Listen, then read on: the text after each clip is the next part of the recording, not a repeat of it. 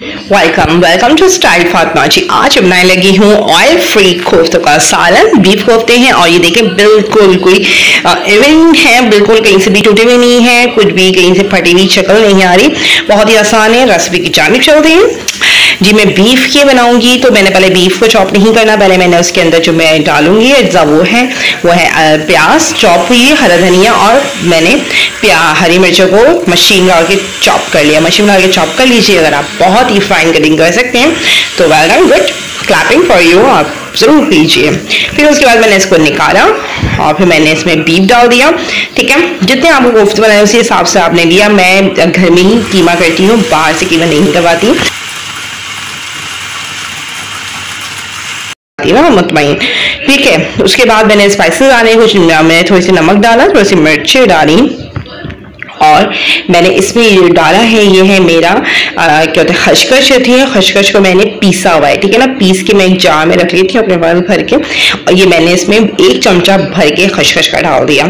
ये जरूर डालें, इससे टेस्ट बहुत अच्छा आता है। ये मेरे पास जो खशखश है पिसी हुई, भुनी हुई और पिसी हुई है। ओके, मैंने इसको ऐड कर लेना है। इसमें सारा मैंने प्याज और मिर्च और जो मैंने हरा धनिया वो ग्राइंड किया था, चॉप किया था, वो भी मैंने इसमें ऐड कर दिया। और मैंने स्पाइसेस डाले, नमक, मिर्च और थोड़ा सा गरम मसाला और ये खशखश, ठीक है, पिसी हुई, और मैंने इसको अच्छी तरह से कर लेना। अच्छा, अब मैं ये कि मैं कोफ्ते बना के रख लूंगी पहले से। आपको जब चाहता फ्रीज कर लीजिए और देखिए किस तरह से लगाऊंगी। मैंने एक दफा दबाऊंगी, दूसरी दफा इस तरह से इसको जोर जोर से दबाना। इससे क्या होता है, ये जो उसका कीमा और प्याज सब जो होती है यकजान होने लगती है, वो एक दूसरे के अंदर हो जाती है बिल्कुल, और परफेक्ट बन जाता है, कोई कोफ्ता फटता नहीं है। अगर आप बस जल्दी से ले आओ, बस बॉल बनाओ और रख देंगे तो वो ना इवन शेप नहीं आएगा। देखिए कितना ग्लो सा और ना कितनी इवन शेप के हैं और बहुत ही एक साइज के मैंने बनाए हुए सारे। ठीक है, अभी मैंने कोफ्ते बनाए के साइड में रख दिया। अब हम आए थे अपनी ग्रेवी के जाने। आपको जितनी ग्रेवी रखनी है हमने उस हिसाब से प्याज लेनी है। मैंने प्याज को हल्का सा मैं फ्राई कर लिया, मैं ज़्यादा फ्राई नहीं करती हूँ, हल्की सी मैंने उसमें सौते की प्याज। मेरी प्याज सौते हो गई, मैंने उसको निकाल लिया।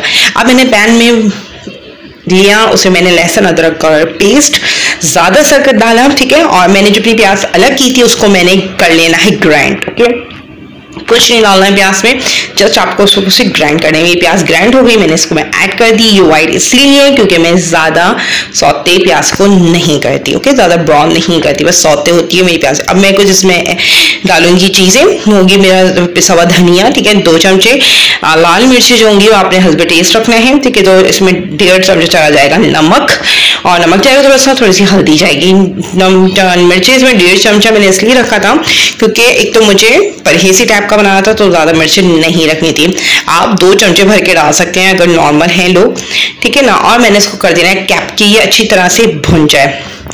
जी जनाब, ये बिल्कुल मेरा भुन गया है। मेरा ऑयल इसलिए ऊपर नहीं आया क्योंकि मैंने ऑयल ज़्यादा डाला ही नहीं था, तो जब भी मेरा ऑयल ज़्यादा ऊपर नहीं आया, लेकिन परेशानियों और टिल दी एंड बिल्कुल आ जाएगा। मैंने थोड़ा सा जो मेरे भुना हुआ था उसमें थोड़ा सा पानी डाला, थोड़ा सा इसको मैंने नॉर्मल शेप में लेके आई और मैंने डाल दी एक एक करके इसमें कोफ्ते, सारे कोफ्ते इसमें डाल देना। फ्राई कुछ नहीं करना है, कोफ्ते को कहीं नहीं तलना, कुछ नहीं करना, जस्ट आपने डालना है। अब करना ये है कि शक देना चमचा साइड में। अब चमचे को हाथ नहीं लगाना, अगर आपने चमचे को हाथ लगाना है, लगाया तो आपके कोफ्ते चले गए खराब हो जाएंगे, टूट फूट जाएंगे, और ये ज़्यादा इनका मतलब कम से कम नुकसान ये होगा कि मुंह फट जाएगा इनका ना, ठीक है ना, मुंह सा फट। अच्छा, मैंने उस पर एक गरम मसाला भी डाल दिया। अब मैं इसको हिलाती हूँ। गरम मसाला मैंने देखिए मसालों में नहीं डाला था, अब मैंने गरम मसाला डाला इसमें, ठीक है। और बस मैं हर 5 मिनट बाद आऊँगी और मैंने बस इसको इस तरह से हिला देना है कि जो कोफ्तों की वो जो रुख है वो थोड़ा सा चेंज हो जाए, और बस मैं हिला दूँगी। चमचों से ज़्यादा मैं साइडें साफ करूँगी, इससे ज़्यादा मैं चमचों को कोफ्तों पर बिल्कुल टच नहीं करूँगी, और बस मैं ऐसे ही करूँगी। थोड़ा सा पकने लगेगा 5 मिनट, 5 मिनट बाद बना के बस ऐसे हिला देना है टिल जब तक कि मेरा मसाला भुन ना जाए, जब तक मुझे लगे कि कोफ्तों ने सही से जान पकड़ी। अब देखिए कोफ्ते बिल्कुल परफेक्ट हैं, बिल्कुल गोल गोले हैं, कहीं से नहीं फटे हुए, देखिए कहीं से भी नहीं फटे हुए, कहीं से नहीं टूटे, और हर कोई बहुत ईजिली बना सकता है। सब लोगों का यही होता है कि यार कोफ्ते फट जाते हैं, कोफ्ते टूट जाते हैं। तो अगर आप इस तरह से बनाएंगे ना तो बिल्कुल नहीं टूटेंगे, बिल्कुल चमचा ही लगाएं। बस मैं साइडों से पतीली को साफ करी थी, अपने पैन को, सॉरी। और मैं नॉन स्टिक बनाई थी। लोग बोलेंगे यार नॉन स्टिक बना था जब इतनी ईजी। नहीं यार, मैं पतीली में भी बना चुकी हूँ इस तरह से, और ये बन जाता है इजीली, कोई नहीं चिपकता, कुछ भी नहीं होता। और देखिए मेरा मसाला ऑलमोस्ट भुनने पे आ गया था। यहाँ पे फिर वही बात कि मेरा ऑयल इसलिए ऊपर नहीं आता ज़्यादा क्योंकि मैं ऑयल बहुत कम रखती हूँ, ठीक है ना। अब देखिए मेरा जितना आ सकता था वो इससे ज़्यादा नहीं आना, ठीक है ना। और मैंने सारा डाला ही नहीं तो वो कैसे आएगा ऊपर इतना। और बस अब मैंने शोरबा अपने हिसाब से कर लेना, जितनी मुझे ग्रेवी इसकी चाहिए, ठीक है, मुझे इस हिसाब से ग्रेवी कर लेनी। वैसे कोफ्तों के सालन में ग्रेवी अच्छी लगती है ज़्यादा, ठीक है। और बस मैंने इसे कैप कर देना है और मैं बस इसको साइडों से हिलाऊंगी ताकि जो प्याज मेरी जो साइड में एक सारा साइड पे मसाला हो गया वो बीच में आ जाए, ठीक है। मैं अभी भी कोफ्तों का अगर हमने चमचा चला भी दिया तो कोफ्तों कहीं नहीं जाने वाले, नहीं टूटेंगे। लेकिन बस एक अगर अपनी उसके लिए कहीं ख़राब ना हो जाए तो मैं बिल्कुल भी एंड तक नहीं चमचा लगाती। अब मुझे क्या करना है, जब मेरी ग्रेवी अच्छी तरह से पक जाए उसके बाद देखें कितनी फाइनली मेरी पक गई है। और मैंने चमचा अभी भी मैंने कोफ्तों पे नहीं लगाया, मैंने साइडों में ही चमचा चलाया है।